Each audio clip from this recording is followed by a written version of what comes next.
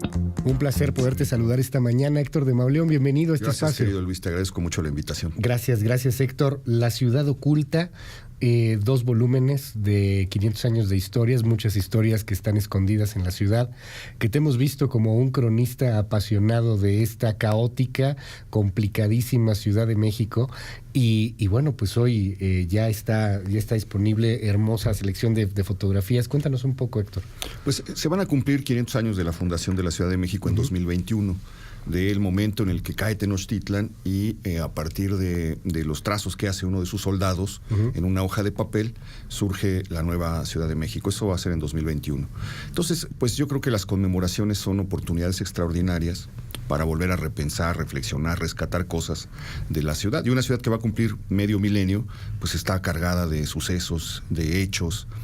Una ciudad además que ha sufrido tantas mutilaciones, que ha perdido tanto la memoria, que ha perdido tanto su pasado.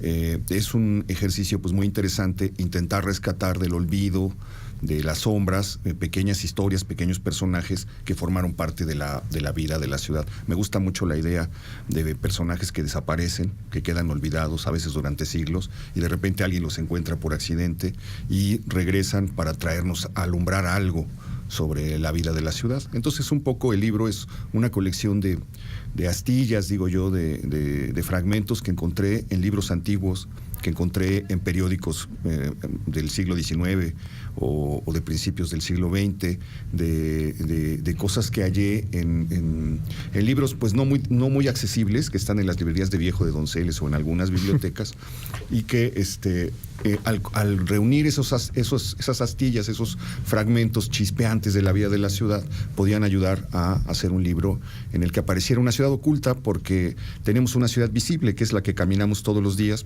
pero es tan visible que la dejamos de ver. Pasamos en el auto o en el micro o bajo la tierra en el metro, sin mirar, sin observar, porque la ciudad por las urgencias de la ciudad, la volvieron una ciudad de paso, no es una ciudad para estar.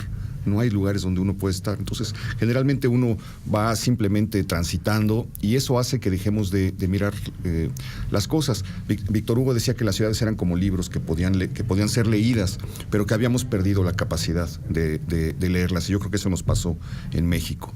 Es una ciudad también de un gran reto, ¿no? Para quien viene fuera de la Ciudad de México, llegas a este monstruo que a veces literal te escupe en la cara, te da una bienvenida, pues sí. Ya sea que te dieron un bajón, te asaltaron, un arrimón en el metro, o sea, algo de ese tamaño, Héctor, pero que al mismo tiempo puede ser tan generosa con todos sus habitantes. Es muy ambivalente. Me viene a la mente un poema, se me olvida ahí el autor, pero pues que hablaba de esta ciudad como esta mujer pérfida, ¿no? Como esta mujer... Es Efraín Huerta, ¿no? De Efraín Huerta, claro. Es su declaración de odio, que es uno de los poemas pues más hermosos y más brutales que se han hecho sobre la ciudad, porque habla precisamente de eso, de una ciudad, dice, negra o colérica, o mansa o negra o cruel o fastidiosa, nada más, sencillamente tibia.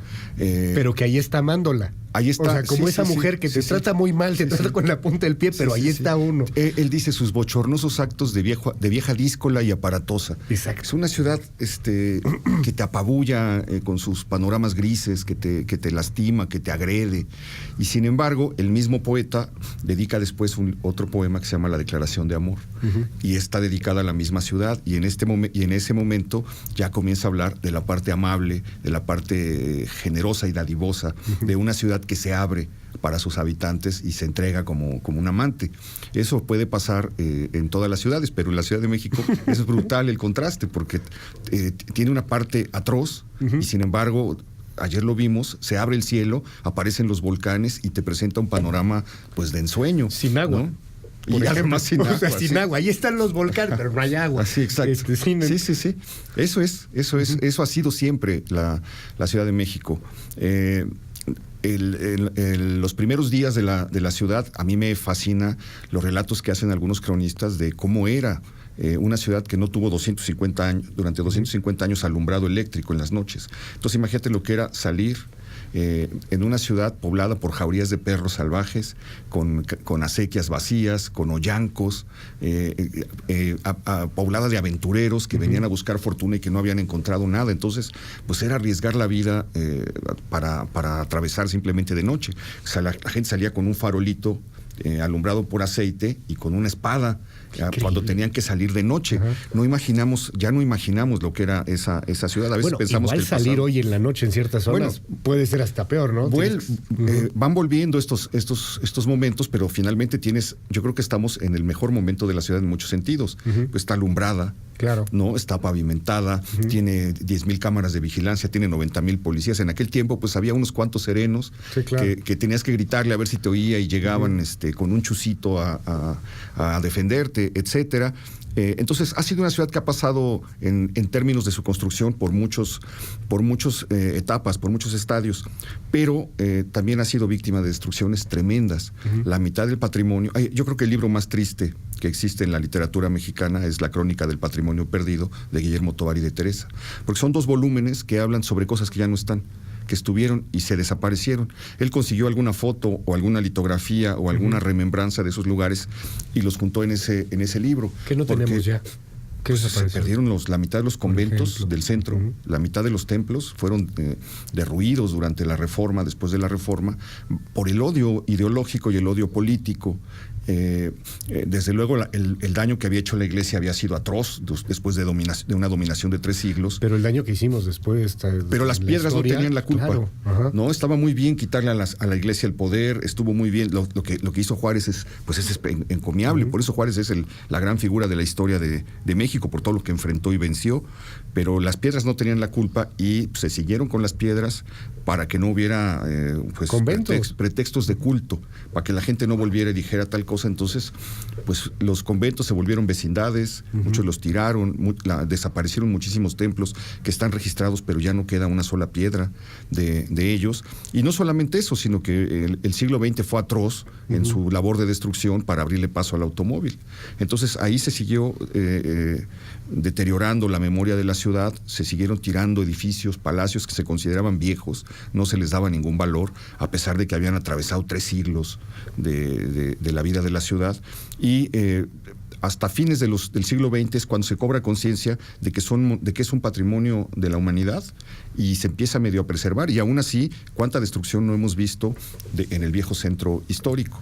¿Qué pasa, por ejemplo, cuando llegan estas ocurrencias, que es muy interesante, y llega, no sé, un alemán, por ejemplo, el presidente alemán, se le ocurre empezar a entubar los ríos y empezar a cambiarlo, empezar a darle más preferencia a los automóviles sobre el peatón, y terminando a lo que hoy tenemos, como bien lo señala Héctor, es una ciudad en donde hay pocos lugares para estar, la mayor parte es de paso.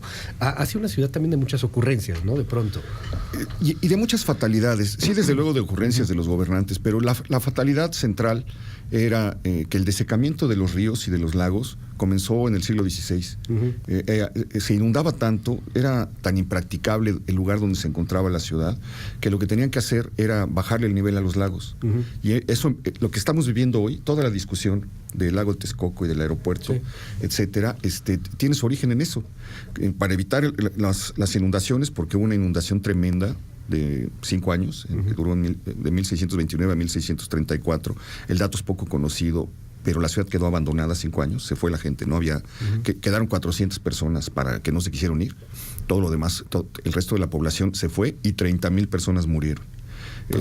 Ahogadas. Fue una tragedia brutal. Pero a partir de ese momento se tuvo la convicción de que era necesario desaguar la cuenca. Se hizo el Tajo de Nochistongo, se empezó a buscar un desagüe para que el agua no saliera. Todavía vimos cómo en los años 50 hay fotos del centro histórico inundado, porque las inundaciones eran periódicas y siguieron hasta los años 50, donde la gente, había cargadores que te ayudaban a cruzar las banquetas, donde la gente andaba en lancha por la calle 16 de septiembre, ¿no? Son fotos legendarias de Nacho López. Y el intento era la desecación. Ahí aparecen Sí, por sí, ahí aparece. algunas fotos de esto. El intento fue de secarlo y hoy precisamente tenemos ese problema. El problema de las inundaciones y el problema de que no sabemos, es muy caro traer el agua y al mismo tiempo no sabemos qué hacer con la lluvia. La ciudad se inunda periódicamente al mismo tiempo que falta agua, etcétera. Y no hemos sabido resolver esa cuestión. Se entubaron los ríos, se volvieron depósitos o caños por los que corren las aguas negras de la ciudad, cuando era una ciudad a la que la atravesaban 48 ríos en algún momento de la historia.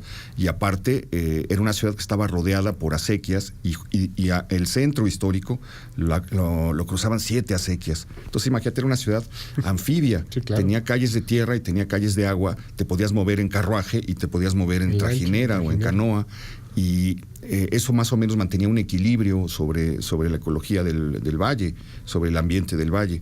Pero todo eso, desde el siglo XVIII, se empezaron a secar los canales, los empezaron a cerrar para que fueran puras calles de tierra, se le bajó el nivel a los lagos hasta que los matamos, y no existen los lagos que quedan... Desde hace 200 años. Es una fantasía eso de que hay un lago. Sí. Quedan pedazos del lago de Zumpango, donde van a ser Santa Lucía, quedan pedazos del de Texcoco ya. Bueno, quedaba Texcoco más que un desierto. es un vaso, son vasos captadores de agua, ¿no? Pero esos lagos se acabaron ya en 1930, estaban completamente aniquilados.